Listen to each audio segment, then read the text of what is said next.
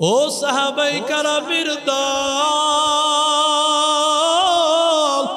হারাম কাজ ছেড়ে দাও। ও উম্মতের দল, হারাম কাজ ছেড়ে দাও, তাহলে তুমি আল্লাহর সব চাইতে নেককার বান্দা হয়ে যাইবা।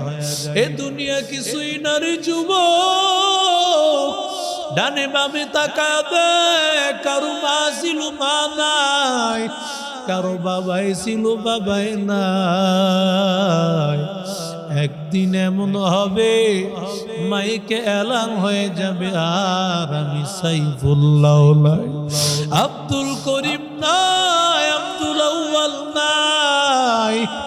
ও আল্লাহর বান্দা যুবক, দুনিয়া থাকার জায়গা না রে বাবা। এই দুনিয়ায় বাবা ছিল, বাবাই নাই, দাদাই ছিল, দাদাই নাই, নানা ছিল, নানাই নাই। কই গেল দাদা, কই গেল নানা?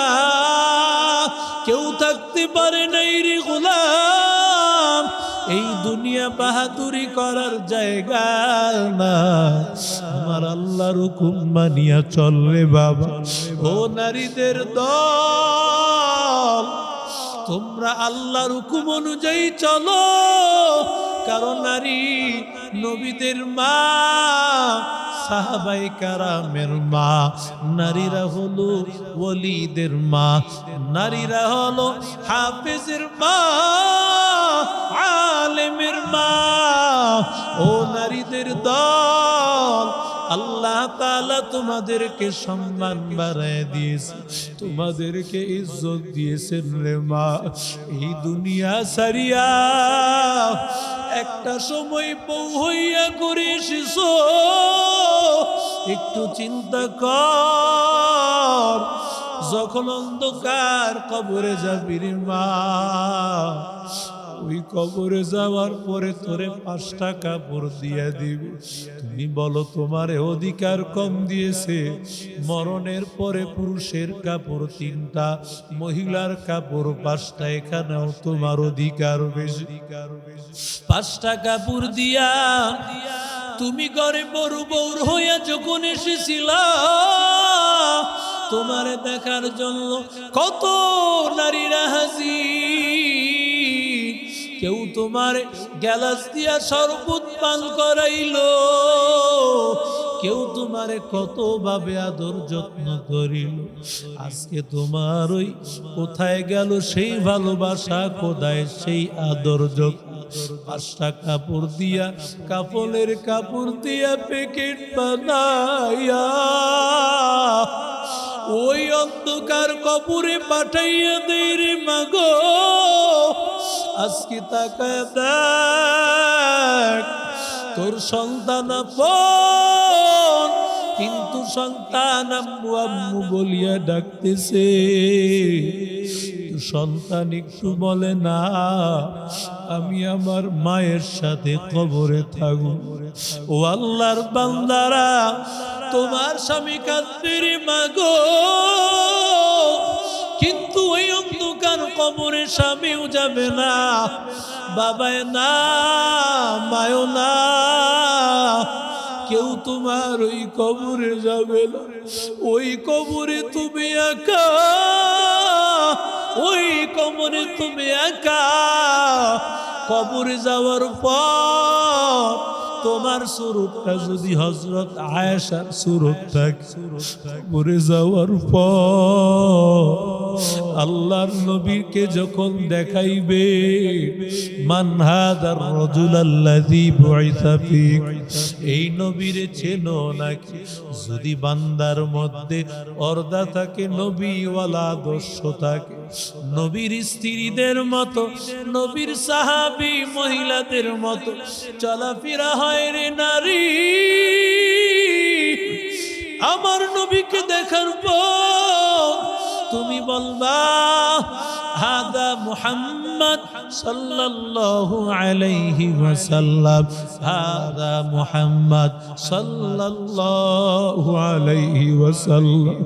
ইনি আমার মায়ার নবী, ইনি আমার নবী। নবীকে দেখা দেখার পর নবীরে চিনিয়া ফেলবে।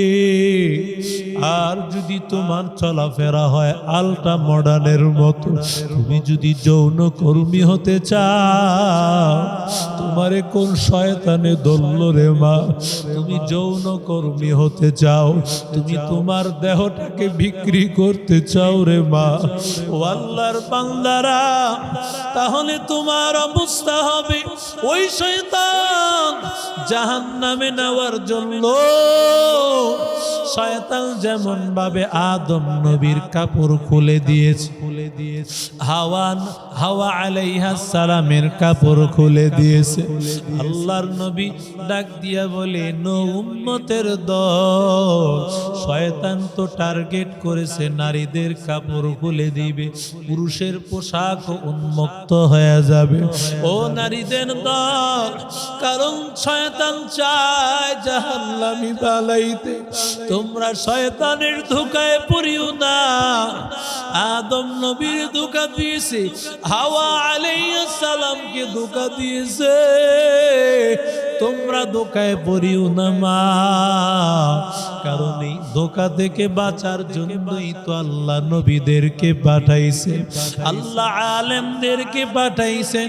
নবী আমার বলেন, ইত্তাকিল মাহারিম তাকুন আবাদান নাস। ও যুবক, ও নারী, ও যুবক, ও যুবতী, হারাম কাজ সারিয়া দাও, আল্লাহর নাফরমানি সারিয়া দাও, তুমি আল্লাহ ওয়ালা হয়ে যাইবা, আল্লাহর নেককার বান্দা হয়ে যাইবা। পরে আল্লাহর বান্দাদের কারণ কবরটা একা ঘর, কবর প্রতিদিন ডাক দিয়া বলে, আনা বাইতুত তুরাব, আমি মাটির ঘর, আনা বাইতুল ওয়াহদা, আমি একাকির ঘর, আনা বাইতুদ দুদ, আমি সব বিচ্ছুর ঘর। আমার ঘরে একা আসিও না, একা আসিও না, আমল সারা আসিও না। এই জন্য আল্লাহর বান্দারা আমার আল্লাহকে রাজি করিয়া যাওয়া লাগে। দুনিয়ার ধোকায় পড়িও না রে বাবা, আল্লাহরে রাজি কর, আর আমলটারে শুদ্ধ করিয়া, পর্দা করিয়া, আমলটাকে ঠিক করিয়া নবীর তরিকা অনুযায়ী চল। কারণ আমার আল্লাহ যদি কবুল করে নেন, যার আমলটা সুন্দর হবে, এই আমলটাকে উসিলা করে আমার আল্লাহ জান্নাতের মালিক বানায় দিবে।